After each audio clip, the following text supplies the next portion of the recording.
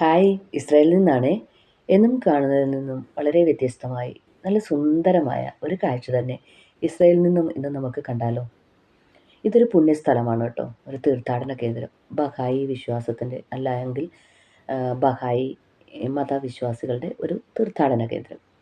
ഇസ്രായേലിൽ സ്ഥിതി ചെയ്യുന്ന ഒരു തീർത്ഥാടന കേന്ദ്രമാണിത്. ഇത് ഹൈഫ റീജിയണിൽ അല്ലെങ്കിൽ ഹൈഫയിൽ സ്ഥിതി ചെയ്യുന്ന കർമ്മേൽ പർവ്വതത്തിലാണ് സ്ഥാപിതമായിരിക്കുന്നത്. 2001 പൂർത്തീകരിച്ച ഈ ഗാർഡനിൽ 19 ടെറസുകൾ, 1500-ലധികം പടവുകളൊക്കെ ഉണ്ട്. വളരെ മനോഹരമാണ് കാണാൻ. പകൽ വ്യൂ ഞാൻ കണ്ടില്ല, നൈറ്റ് വ്യൂ ആണ് ഞാൻ കണ്ടത്. അത്ര നൈറ്റിൽ കണ്ടിട്ട് പോലും എന്ത് മനോഹാരിതയായിരുന്നു അതിനൊന്ന് പറഞ്ഞറിയിക്കാൻ പറ്റില്ല കേട്ടോ. കുറേ സമാധാനകാംക്ഷികളായ മനുഷ്യരുടെ അവരുടെ വിശ്വാസത്തിൻ്റെ ഒരു പ്രതീകമാണ് ഈ ബഹായി ടെറസുകൾ. അപ്പോൾ ഇത് ഹൈഫ കർമ്മൽ പർവ്വതത്തിൽ സ്ഥിതി ചെയ്യുന്നു. ഇവയ്ക്ക് പൂന്തോട്ട ടെറസുകൾ അല്ലെങ്കിൽ ബഹായി ടെറസുകൾ അല്ലെങ്കിൽ കിഴുക്കാൻ തുക്കായ ഉദ്യാനങ്ങൾ എന്നൊക്കെയാണ് പറയപ്പെടുന്നത്. ഇനി ബഹായി എന്താണെന്ന് നിങ്ങൾ ചിന്തിക്കുന്നുണ്ടാവും അല്ലേ. നമ്മൾ ഈ ക്രിസ്ത്യൻസ്, ഹിന്ദുസ്, മുസ്ലിംസ്, ജൂയിഷ് എന്നൊക്കെ പറയുന്നത് പോലെ ഒരു സമാധാനകാംക്ഷികളുടെ ഒരു പ്രത്യേക മതവിഭാഗം, ഒരു ഏകദൈവ വിശ്വാസം. അങ്ങനെയാണ് ഈ ബഹായി വിശ്വാസത്തെ പറയുന്നത്.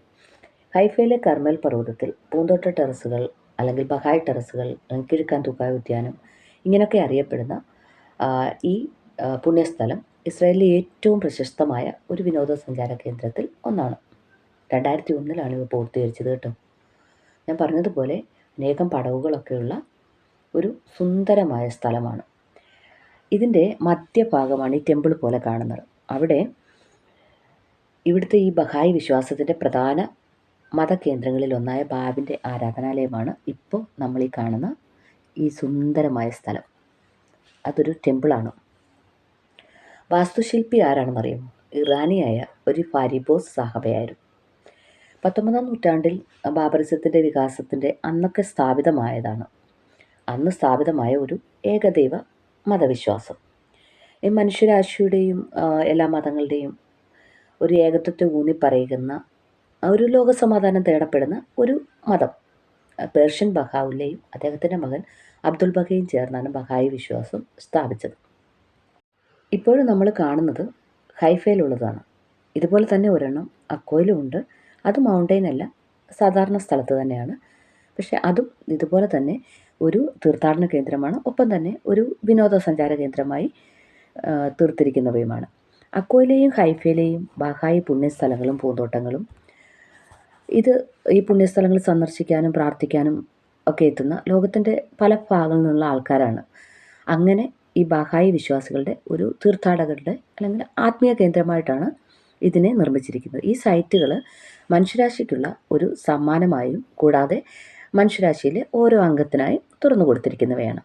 മാറിക്കൊണ്ടിരിക്കുന്ന ഋതുക്കൾ അനുഭവിപ്പാനും ഈ പ്രത്യേക സ്ഥലങ്ങളിലെ ശാന്തതയും സമാധാനവും ഉയർച്ചയുടെ ചൈതന്യമൊക്കെ വീണ്ടെടുക്കാനും വീണ്ടും പലരും ഇവിടെ വന്നിട്ട് മടങ്ങുന്നുണ്ട്. പലപ്പോഴായിട്ട് ഒരു തവണ വന്നവർ 2-3 തവണയൊക്കെ ആയിട്ട് ഇവിടെ വരുന്നുണ്ട്. 2008 ജൂലൈയിൽ ഹൈഫയിലെ ബഹായി ഗാർഡൻസും അക്കോയും യുനെസ്കോയുടെ ലോക പൈതൃക പട്ടികയിൽ ഉൾപ്പെടുത്തിയിട്ടുണ്ട്.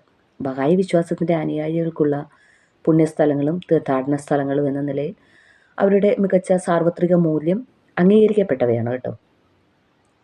പൂന്തോട്ടങ്ങളുടെയും ടെറസുകളുടെയും സൗന്ദര്യവും മഹത്വവും ലോക ജനതയുടെ ഹൃദയത്തിലും ഗ്രഹത്തിൻ്റെ ഭൗതിക പരിതസ്ഥിതിയിലും സംഭവിപ്പാൻ വിധിക്കപ്പെട്ട പരിവർത്തനത്തിൻ്റെ അല്ലെങ്കിൽ സ്വഭാവത്തിൻ്റെ ഒരു പ്രതീകമായി കണക്കാക്കപ്പെടുന്നു.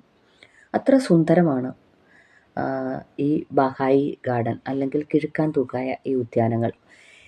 ഈ ടെറസുകൾ എന്ന് പറയുന്നതിന് ഒരു പ്രത്യേകതയുണ്ട് കേട്ടോ. എന്താണെന്ന് ചോദിച്ചാൽ ഇവിടെ 19 ടെറസുകളും 1500-ലധികം പടവുകളുമാണ്. ഇതിൻ്റെ മധ്യഭാഗത്താണ് ഈ ബാബിൻ്റെ ആരാധനാലയം സ്ഥിതി ചെയ്യുന്നതും. നമ്മൾ ഈ കാണുന്ന ഈ ആരാധനാലയം നേരെ നടുഭാഗത്താണ്. അതിൻ്റെ പുറകോട്ട് ഇതുപോലെ തന്നെ ടെറസുകളും അതിൻ്റെ ബാക്കി ഭാഗങ്ങളും ഉണ്ട് കേട്ടോ. ഈ വിശ്വാസക്കാർക്ക് മറ്റുള്ളവരിൽ നിന്ന്, അതായത് ചുറ്റുമുള്ള മറ്റ് ജാതികളിൽ നിന്ന് ഒരുപാട് പീഡ അനുഭവിക്കേണ്ടി വന്നിട്ടുണ്ടെങ്കിലും ഇവർ പിടിച്ചു നിന്ന് അവരുടെ വിശ്വാസം കാത്തു സൂക്ഷിച്ചവരാണ്. 2020 കണക്ക് പ്രകാരം 8 ദശലക്ഷത്തിലധികം അനുയായികൾ അല്ലെങ്കിൽ ബഹായി വിശ്വാസികൾ ഉണ്ടെന്ന് കണക്കെടുത്തൽ. ഇത് ലോകത്തിൻ്റെ മിക്ക പ്രദേശങ്ങളിലും രാജ്യങ്ങളിലും വ്യാപിച്ചു കിടക്കുന്ന ഒരു വിശ്വാസമാണ്. ഇവരാകട്ടെ നല്ല മനസ്സിൻ്റെ ഉടമകളും. ഇതൊക്കെയാണ് കേട്ടോ ഇവിടുത്തെ പുതിയ വിശേഷങ്ങൾ.